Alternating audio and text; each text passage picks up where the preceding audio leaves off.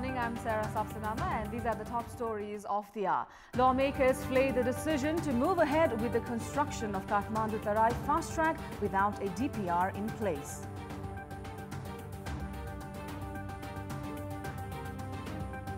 The organizers of Asia Pacific Conference, itself a controversy-ridden entity, charged of promoting religion under political cover. A magnitude 7 earthquake strikes the U.S. state of Alaska. Massive infrastructure damage reported as buildings, bridges and roads collapse. And 2 more matches slated in the A Division League today. Saraswati pitted against Manang while Chassel taking on Sankata.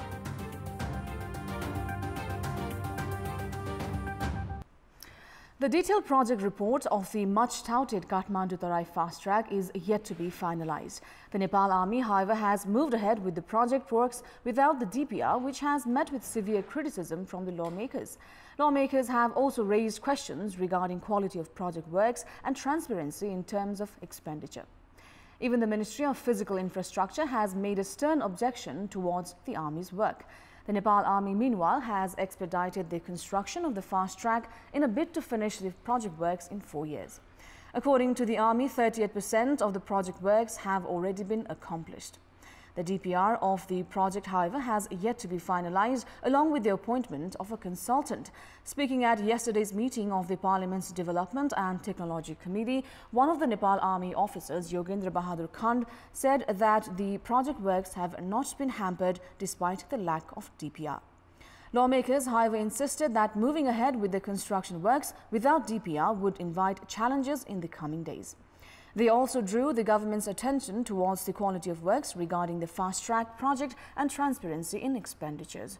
Not only the lawmakers, Physical Infrastructure Minister Raghu Mahaset as well expressed dissatisfaction against the Army's move with regard to the project. Minister Mahaset alleged the Army's works being non-transparent and also of posing hurdles during monitoring conducted by the Road Department. Now, a 2-day Asia-Pacific conference begins in Kathmandu from today. The organizers, Universal Peace Federation, has said that over 1,500 delegates from 45 countries would be participating in the event. Delegates participating in the event include heads of state. However, the organizing institute is in itself in controversy. The Universal Peace Federation, established by the Korean nationals Song Myung-moon, started expanding its network in Nepal from 2005. The organization's modus operandi of collecting funds, using it in various business-related works and utilizing the profit earned in the public welfare has been widely criticized in its home country, South Korea. Due to frailing health condition of its founder Moon, the family conflict come to the fore. Following the death of Moon, who had fathered 16 children, his second wife, Hak Ja-han Moon, was charged of favoring people from his own maternal home. The property dispute too has reached the court. Collecting funds in the name of religion and using the money for personal benefit has invited massive criticism. The Federation's Nepal chief Eknath Takal has spent on foreign tours of leaders, top government officers and right campaigners. The conference is being organized under the banner of International Conference of Asian Political Parties, or ICAP. The ICAP, being funded by Church, has some 300 high-profile political leaders, including Nepal Communist Party leaders Madhav Kumar Nepal, Chalanath Khanal, NC leader Sujata Koirala, among others. Prime Minister KP Sharma Oli's foreign advisor Rajan Bhattarai was treated with foreign trips by the organization recently. The group had also held a conference of Nepalese mayors, while a press release issued by the organization has said that Prime Minister KP Sharma Oli personally extended financial assistance to it. Now, a large portion of the Nepalese youths are currently abroad due to scarcity of decent employment opportunities in the country. Even if the country will be able to generate better working opportunities in the next few decades, it has been anticipated that there will be scarcity of population of the working age.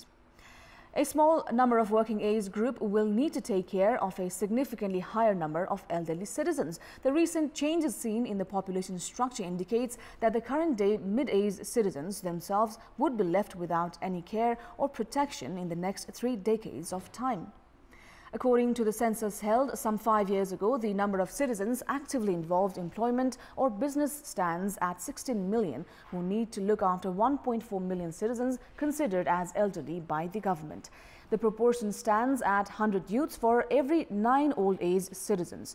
The birth rate in recent times, however, has been steadily declining due to the change in sexual life of the Nepalese citizens. While the number of people in families are declining due to family planning and a significant number of youths vying for employment opportunities abroad, the increase in the citizens' average lifespan has also led to the gradual decrease in the number of elderly citizens across the country compared to younger working-age citizens.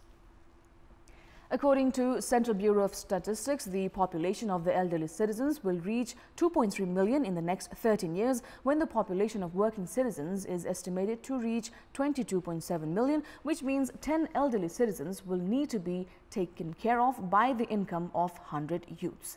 The aspect that requires further mulling over is that the number of youths will decline by half and the population of the elderly citizens will double in the next 33 years. The steady and drastic change in the population structure is expected to turn Nepal, which has so far been considered as the nation of youths, to the nation of elderly citizens. As many as 1/3 of the country's population are working in the foreign nations due to scarcity of decent working opportunities in the country.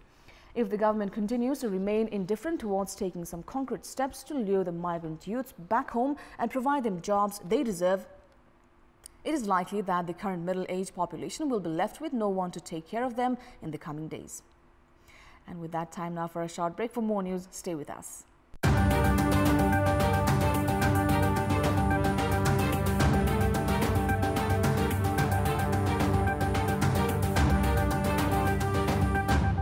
Welcome back. Cambodian Prime Minister Hun Sen has observed the Patan Darbar Square, the place listed as one of the World Heritage Sites. Prime Minister Hun Sen reached the Patan area yesterday to take a stock of one of the most important historical sites of the country. The Premier also expressed his concern regarding the monuments and sites destroyed by the 2015 April earthquake, which are still under construction. The Prime Minister Hun Sen had arrived in Kathmandu on Thursday to take part in the Asia-Pacific Summit. And moving on, the board meeting of Rashtriya Janata Party Nepal has failed to take place due to flaring conflict after Rajendra Mahato, who was made the party coordinator, replacing Mahanta Thakur. The meeting called for 1 p.m. earlier yesterday, one called off in the last moment. It was said that the absence of board member Anil Kumar Jha led to the cancellation of the board meeting. The party statute has provision for the presence of all board members for the meeting to take place. The board meeting on 20th of December had nominated Mahanta Thakur as the coordinator by a majority. Ever since, the conflict within RJP Nepal has escalated. The new coordinator, Mahato, however, said there was not any conflict within the party. Following his appointment as the party coordinator, Mahato has failed to hold the board meeting despite numerous attempts. This has affected party's decision on withdrawing support to the government or not, along with preparations for the general convention as well.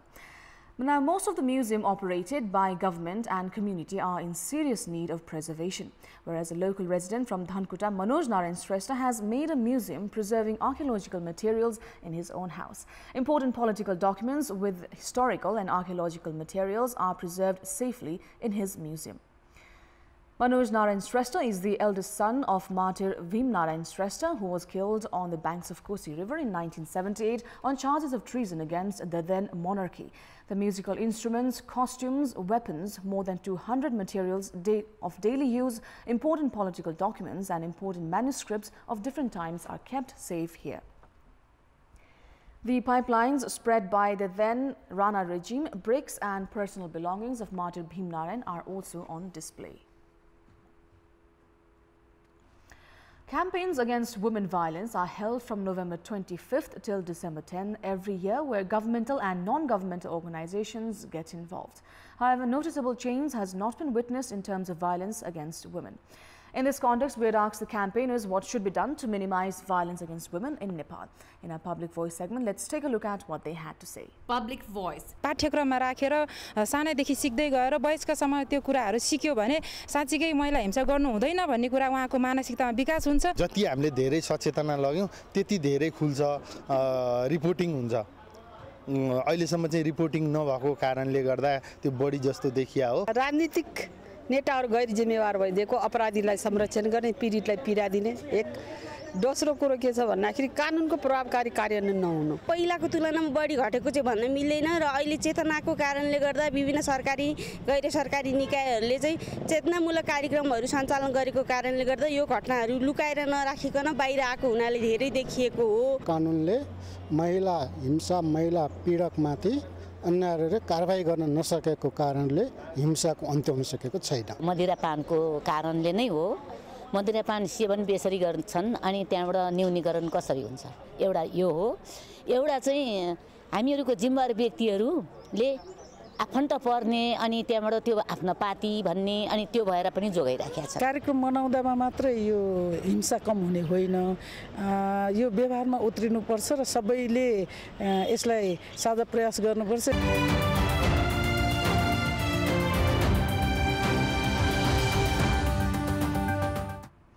It's now time for our segment Public Pulse, where you text us with your opinion. Public Pulse. The question is, why have Nepalese leaders involved in international non-government organizations?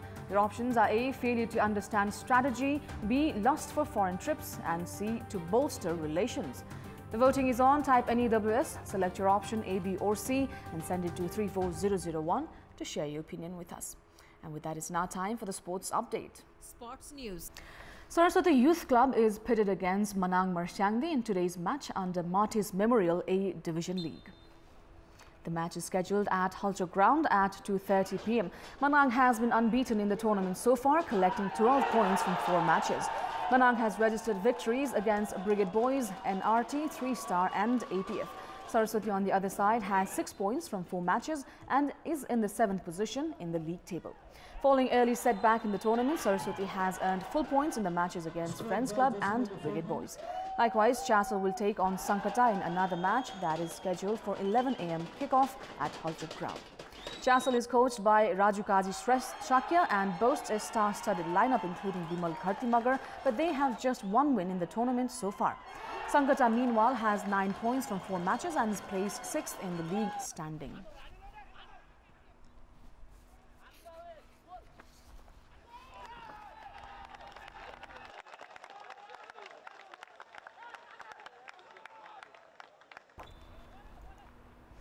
Now, 3-Star blanked armed police force 2-0 in the Marty's Memorial A Division League football played yesterday. In the match played at Enfa Ground in Sadhubato, Ranjan Bista scored twice to give 3-Star a comfortable victory. Bista utilized a cross from Sunil Bal to put 3-Star ahead in the 25th minute. Ranjan scored again in the 66th minute to double 3-Star's lead. 3-Star has collected 12 points from 5 matches. With equal points by Manang Marsyangdi, Manang Marsyangdi heads the league standings on head-to-head. Meanwhile, Nepal Police Club secured its 3rd consecutive victory in ongoing Marty's Memorial A Division League football.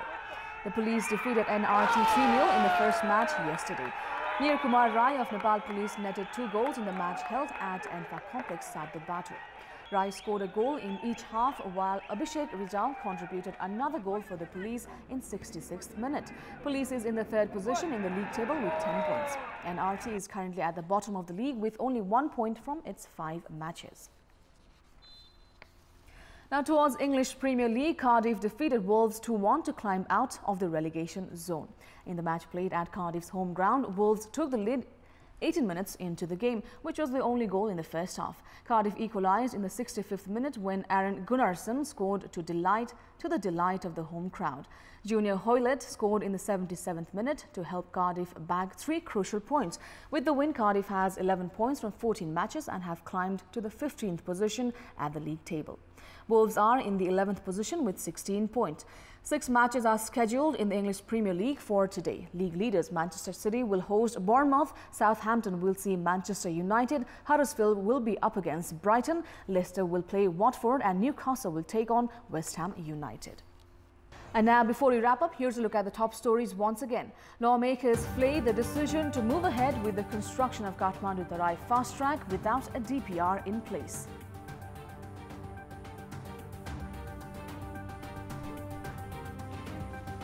The organizers of Asia Pacific Conference, itself a controversy-ridden entity, charged of promoting religion under political cover. A magnitude 7 earthquake strikes the U.S. state of Alaska. Massive infrastructure damage reported as buildings, bridges and roads collapse. And 2 more matches slated in the A Division League today. Saraswati pitted against Manang, while Chassel taking on Sankata.